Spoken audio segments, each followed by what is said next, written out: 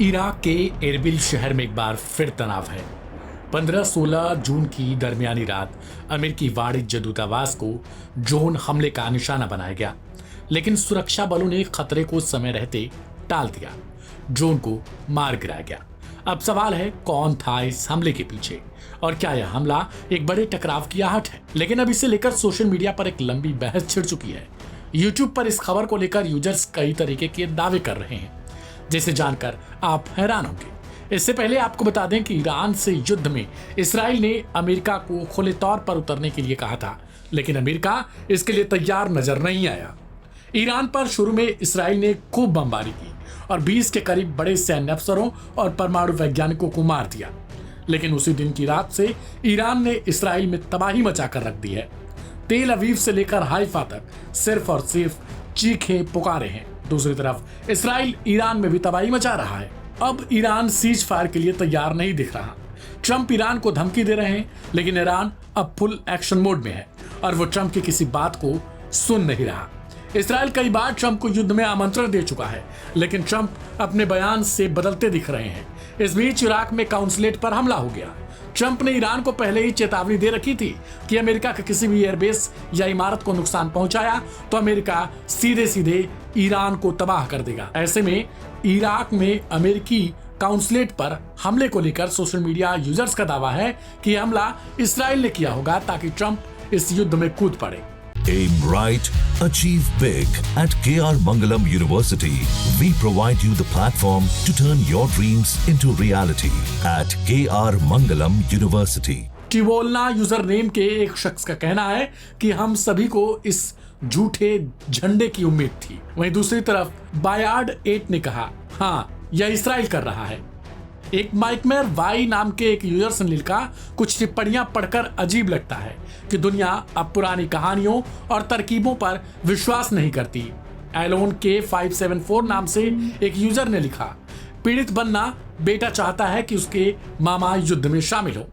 एक super हैमिड F नाम के शख्स ने लिखा, 100%। मैंने सोचा कि यह एक झूठा आरोप था। मुझे खुशी है कि अन्य लोग भी इसे देख रहे हैं।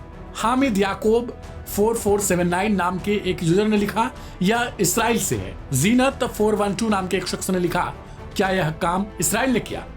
सूत्रों के मुताबिक शनिवार रात एरबिल स्थित अमेरिकी वाणिज्य दूतावास की ओर एक सशस्त्र ड्रोन बढ़ रहा था। जैसे ही ड्रोन नो फ्लाइन जोन में घुसा, उसे मार दिया गया। सऊदी अल हादथ चैनल और कुर्दिस्तान 24 के रिपोर्टों में इस हमले की पुष्टि की गई।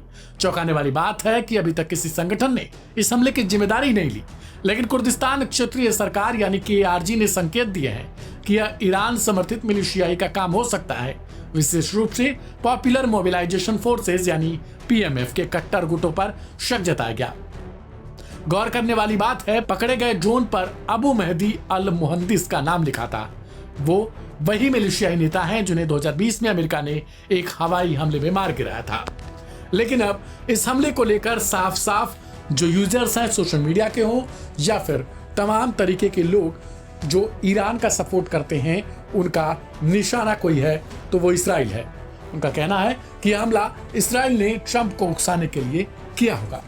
हालांकि क्या यह हमला ईरान ने किया या फिर इसराइल ने, इसकी पुष्टि अभी तक नहीं हो पाई। ایران به نسبت به جبهه مقاومت انجام میدن قطعا پاسخ دندان شکنی رو دریافت خواهند کرد.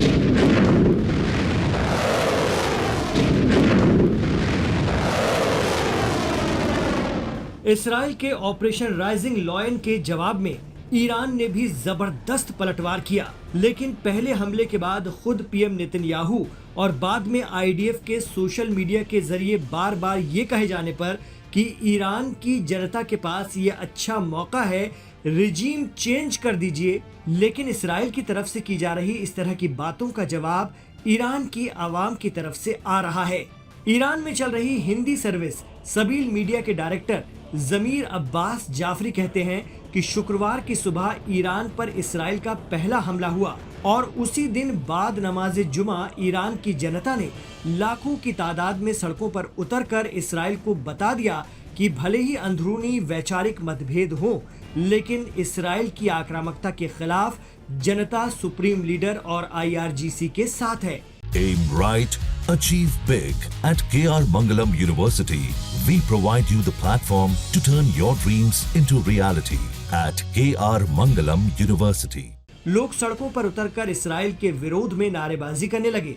इतना ही नहीं, ईद गदीर पर भी ईरान से बहुत बड़ी तादाद में लोग बाहर निकले मिसाइलों के हमलों के बावजूद और इसराइल के खिलाफ जबरदस्त बदले की मांग की। पता नहीं इस सवाल के बारे में हंसा जाए, रोया जाए, ताज्जुब किया जाए, गम मनाया जाए, उनकी बेवकूफ़ी पर इंसान गौर व फिक्र करे और सोचे कि कितने बेवकूफ़ लोग हैं।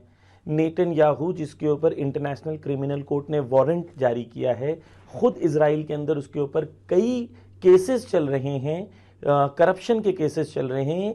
जितने एक्सपर्ट्स हैं इजराइल के, वो ये कह रहे हैं जैसे ही गवर्नमेंट गिरेगी ये जेल में जाएगा।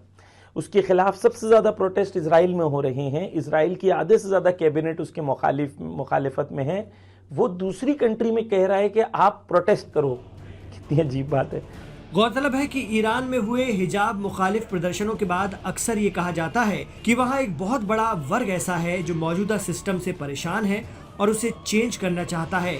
यही बात अमेरिका भी अक्सर कहता है कि ईरान में रिजीम बदलना चाहिए। आरोप तो ये भी लगता है कि वहाँ हिजाब के खिलाफ हुए प्रदर्शनों में पश्चिम का बैकअप था। इसी तबके को एड्रेस करके पीएम नेतन्याहू ने पहले हमले के बाद अपने पैगाम में कहा था कि हमारी ईरान की जनता से कोई दुश्मनी नहीं है और वक्त आ गया है कि अब आप अपनी रिजीम के खिलाफ बगावत कर दें और उसे बदल डालें जो 47 साल से आप पर मुसल्लत की गई है। यही मौका है दोस्ती के साथ आगे बढ़ने का, क्योंकि ईरान और इसराइल दोनों प्राचीन सभ्यताएं हैं। लेकिन ऐसा लग रहा है कि इसराइल का ये दांव ईरान में बिल्कुल उल्टा पड़ गया है।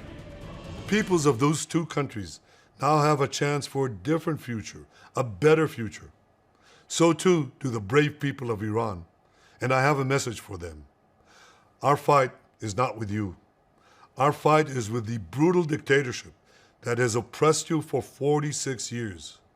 I believe that the day of your liberation is near.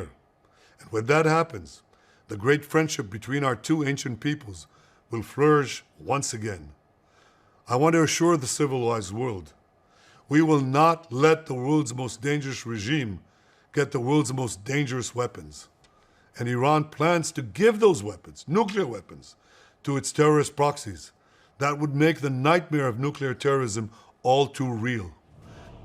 Expert मानते हैं कि ईरान की जनता इस तरह के हालात में अपने देश के साथ पहले भी मजबूती के साथ खड़ी होती रही है। ईरान विश्व के उन कुछ देशों में से है जो लंबे आर्थिक प्रतिबंध झेल रहे हैं। ऐसे में जनता के सपोर्ट के बिना कोई भी सरकार और नेतृत्व का बने रहना मुमकिन नहीं है। ईरान इराक युद्ध के समय भी ईरान की जनता ने 10 साल तक अपने धैर्य और संयम का परिचय दिया था।